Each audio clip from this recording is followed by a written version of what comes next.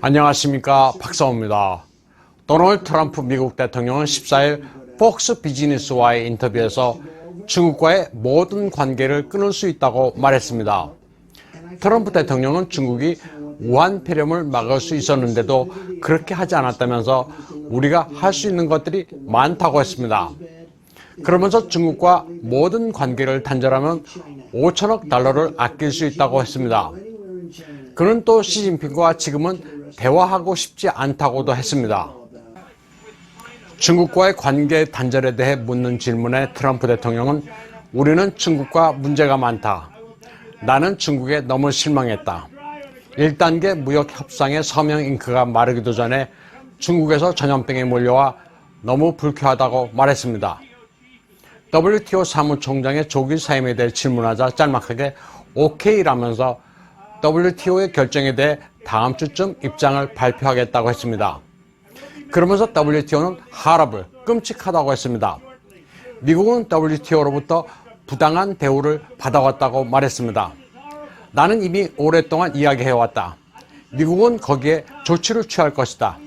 말한 바를 반드시 행동에 옮길 것이라고도 했습니다. 트럼프 대통령은 WTO가 중국에 개발도상국 지위를 부여하는 바람에 중국은 미국이 갖지 못하는 여러 혜택을 받아왔다면서 불쾌감을 표시했습니다. 14일 브라질 출신의 호베르토 아제베도 WTO 사무총장은 임기를 1년 남기고 오는 8월 사임하겠다고 밝힌 바 있습니다. 미중 무역 전쟁이 최악으로 치닫고 있는 상황에서 WTO의 좌초는 어느 정도 예상됐었습니다. 이미 무역 분쟁 중재 기능을 상실했습니다. 트럼프 대통령은 WTO가 중국에 불공정한 혜택을 주는 관행을 오벌 오피스에 있었던 어느 누구도 제대로 바로잡지 않았다고 전임자들에 대해 강한 불만을 털어놓게 됐습니다. 중국을 괴물로 만든 장본인이 WTO라는 게 트럼프 대통령의 시각입니다. 우한 폐렴과 관련해 독립적인 국제조사를 추진하고 있는 호주에 대해 중국이 나름 보복 의사를 밝혔습니다. 호주산 쇠고기 수입을 중지하고 보리에 최고 80%의 관세를 매기겠다고 위협했습니다. 호주는 중국의 최대 보리 수출국입니다.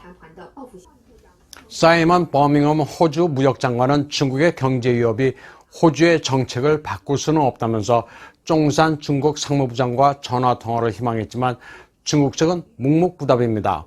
4월 20일 호주 정부는 우한 폐렴 독립조사위원회를 구성했습니다. 그러나 중국은 호주 모리슨 정부에 대해 호주 제품 불매와 유학생, 관광객 송출을 금지하겠다고 오히려 협박했습니다.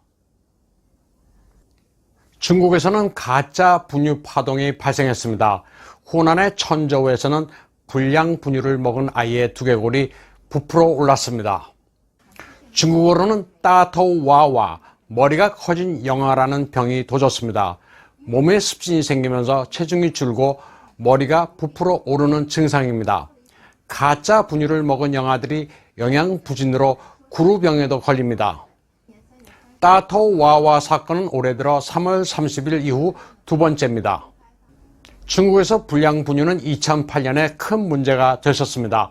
무려 10만 명 이상의 피해자가 발생한 산루 우유 사건입니다. 중국의 유제품은 아주 악명이 높습니다. 중국이 호주산 유제품에 대해 아주 열광하는 이유입니다. 호주를 방문하는 중국인들은 여지없이 마트에 들러 분유를 쓸어 담습니다. 심지어는 2019년 호주를 방문한 중국 군함의 수병들도 분유를 상자채 사서 귀국했습니다. 한편 프랑스는 중국 외교부의 반대에도 불구하고 타이완이 보유하고 있는 프랑스제 호위함 라파예트의 성능 개선 사업을 승인했습니다. 친중 성향의 프랑스가 하나의 중국 원칙을 사실상 거부한 겁니다. 3,200톤급의 대잠, 대공, 대함 능력을 갖춘 프랑스제 라파예트는 타이완 해군에서는 강등급 호위함으로 불립니다. 부분적 스텔스 기능을 갖춘 군함으로 톰슨 CSF, 그러니까 현재 탈레스가 개발해 1996년에 타이완 해군의 1호함을 인도했습니다. 리덩후이 총통 시절인 1989년부터 91년 사이에 프랑스와 교섭을 거쳐 구매한 함정입니다. 라파예트는 타이완 해군의 주력함으로 현재 6척을 보유하고 있습니다. 1988년 타이완이 한국의 울산급 호위함을 구매하려 했으나 좌절을 겪은 끝에 구매한 것이 라파예트입니다. 중국의 눈치를 보던 프랑스는 당시 아주 비싼 가격에 라파예트를 타이완에 팔았고 이후 핵심 기술을 중국에도 넘긴 것으로 알려지고 있습니다. 라파예트 판매와 관련해 타이완 해군의 무기 획득관 인칭펑 대령 등 타이완 측 인사 8명과 프랑스 측에서 6명이 줄줄이 의문사했습니다. 라파예트 사건은 그래서 타이완 역사상 최대 방산 스캔들로 남아있습니다. 천수이벤 총통 시절 철저한 조사를 했지만 아직도 미스테리는 풀리지 않고 있습니다. 오늘 방송은 여기까지 하겠습니다.